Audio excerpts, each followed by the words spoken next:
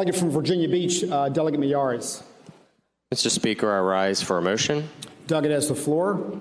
Mr. Speaker, it's with great sadness that I announce the passing of a dear friend of this institution, the passing of Delegate Robert Bob Purkey over the weekend.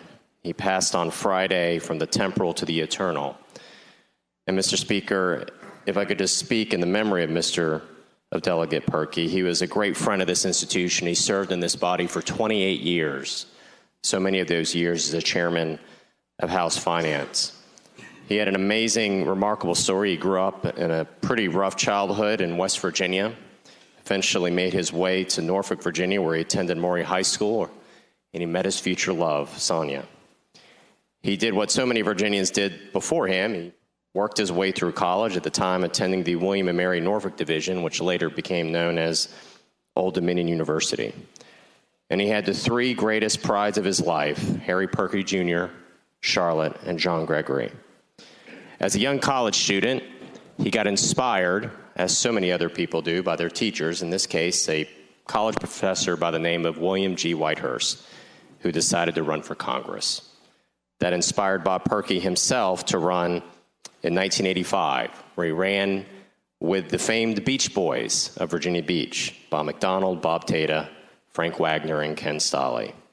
He served in this body between 1986 until his retirement in January of 2014.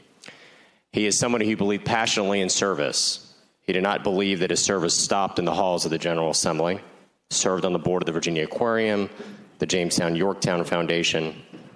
But personally, Mr. Speaker, he was a dear friend to all of us from Virginia Beach. When I was just a dirt poor law student, he attended my wedding, knowing my wife's family very well.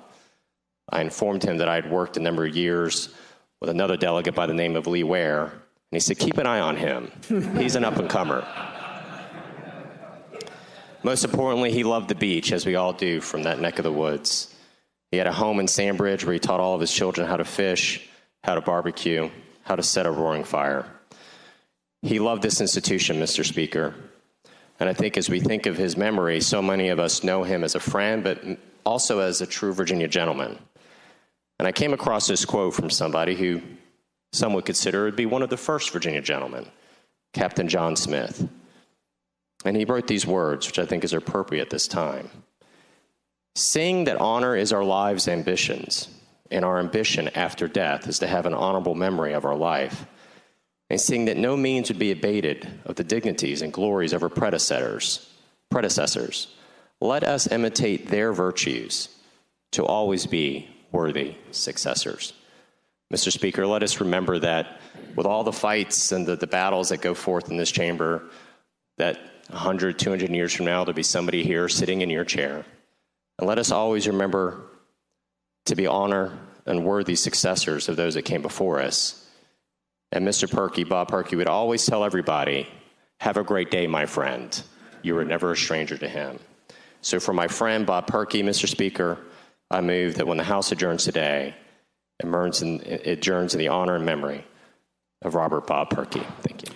Delegate Miyares moves to when the House adjourns today to adjourn in the honor and memory of the Honorable Harry R. Bob Purkey. Those in favor of the motion shall rise. Motion's agreed to.